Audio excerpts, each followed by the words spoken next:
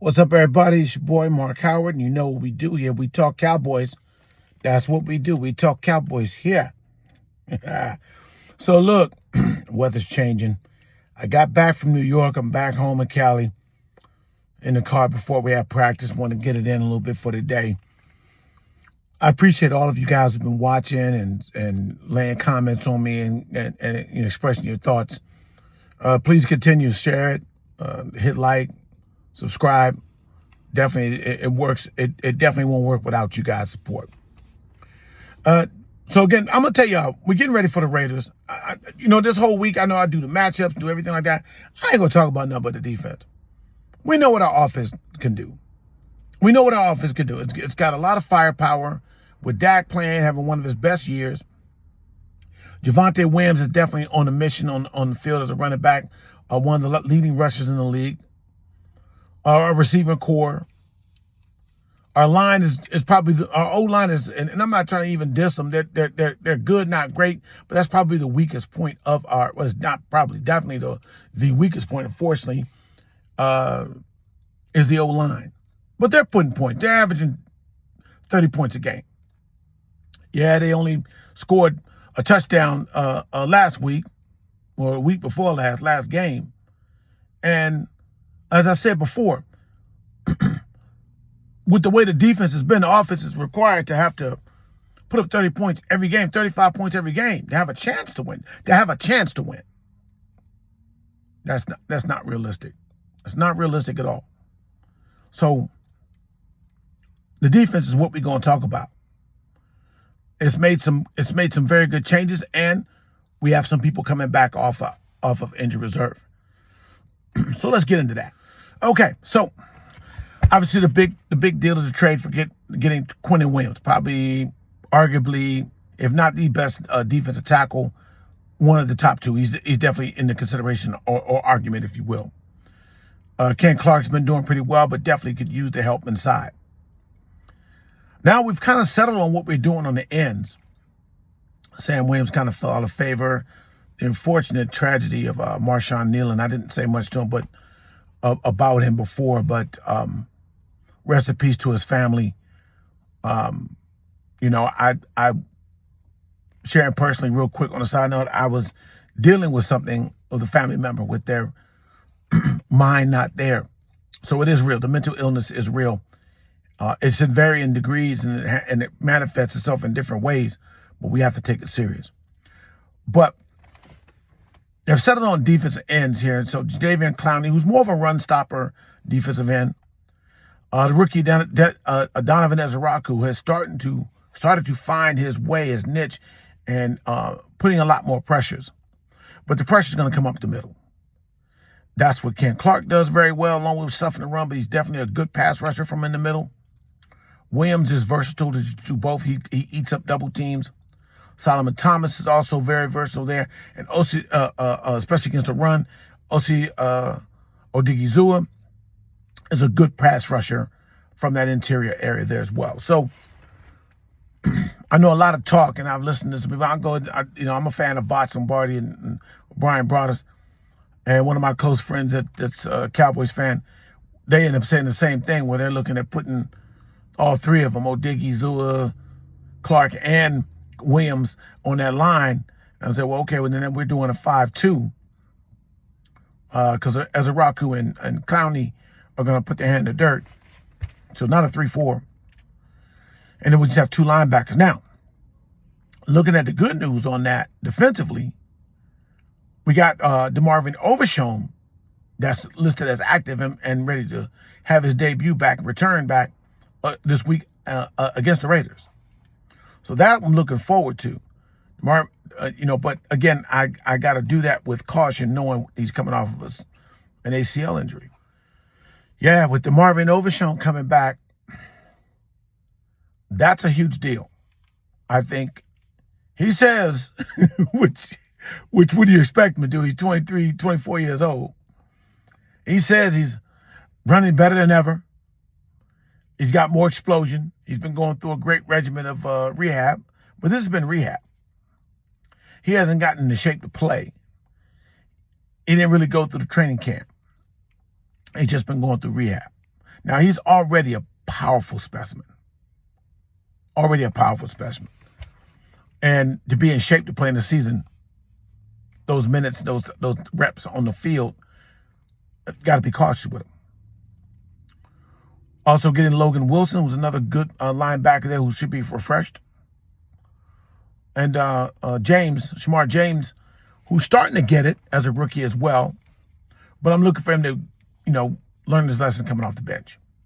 Kenneth Murray, can we put him in the right spot? He's naturally a will linebacker. For those who don't know, that's weak side. They do the letters. They call it Mike. It starts with an M. That's middle. Call it Sam. Starts with an S. That's the strong side. And then the weak side linebacker is Willie. So he's the will linebacker more so. That's his trade. Talked about that before. That would more likely be the best place for him to flourish and contribute well. We'll see. Getting Siobhan Revell back. How much do I expect from another person who's been out for a whole year, more than a year, and it's his first taste of NFL level football? No training camp work, just film and rehab. He is a special back. Special DB, excuse me. We have to understand that without his injury, we would have either had to take him over Booker. All right, but he might not have been available at 12. It's the same thing with Micah Parsons. Micah Parsons decided to sit out the last year to save health-wise while he becomes eligible for the NFL. And especially he came up after the pandemic. So that actually dropped his stock because he didn't play that last year before he got drafted, which was a benefit for us. Revell is the makeup, hopefully, for not being able to get Patrick Surtain. Surtain is who we wanted that year that we ended up getting Micah, who fell to us. Not a bad fall, but not a good fall now that we traded him. Anyway, our defense has to come through for us to have any chance. I know what our offense can do. Our offense can put. We have the kicker. We got the best kicker in the game, the longest kicker in the game. So defense just has to make stops, more turnovers, get the ball back to the offense more often. So really, in the end, the only other thing, too, and I saw with injuries, that Wanye Thomas is going to be on injury reserve dealing with his health. So he's going to be out for 4 weeks. I think Donovan Wilson is going to be returning as well this week. And Malik Hooker is off the IR and should be returning this week as well. Do not do the disservice, Coach Eberflus, of putting Donovan Wilson back in coverage.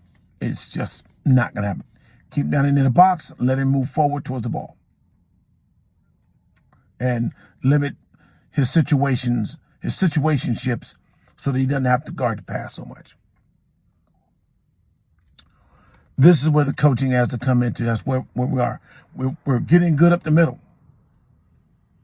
With our tackles up the middle, getting Overshown, who's a Mike linebacker up the middle, along with Logan Wilson. Now the only thing about the middle is the back half, is the safety. Most any team, if you're very good to great up the middle, you are a contender. You have a contending defense. Then it's up to the offense. So we'll see. We'll see. I'm confident the team has got some rest. They got some excitement. They also have some purpose. I don't know whether Marshawn Nealon was, he's a second-year guy, and don't know how much he was the locker room guy and thought process, but I'm sure emotionally the team, and coming off of losses, I'm sure the team just needs whatever they can to motivate themselves. Find some solace from their pain of losing their teammate. So I'm looking for a good game. Just as a fan, looking from this outside in, all respect due to life. Life is more important. But I'm looking forward to seeing them bounce back. seeing what Shotty can do, Coach Shotty can do to bounce his team back and recover his team, get their mindset and their momentum back. Well, anyway, that's what I got here for today, Tuesday. We'll be back tomorrow. I'll break down the defense a little bit more, what I think how they're going to play it, what's going to go. I'm just kind of talking about there against the offense. But as we learn more things, as we get more news and stuff, I'm just going to talk about the defense and what the defense is going to be needing to do. Some thoughts future-wise, other moves. I'm not worried about what our offense is going to do. All right, it doesn't matter. When you look at some of the team we played, the Cardinals, Denver, who we lost to, even Green Bay that we tied with, put 40 points on us. It's like they just have, Chicago. They just have a show and just go over top. Look like a high-powered offense against our defense. And then you see other games, they can barely put up 15 points. They can barely put 15 to 20 points on the field. That's bad. Right now in that defensive front, we got that. That's the heart and soul of the football field. We'll see. But anyway, appreciate you guys checking us out.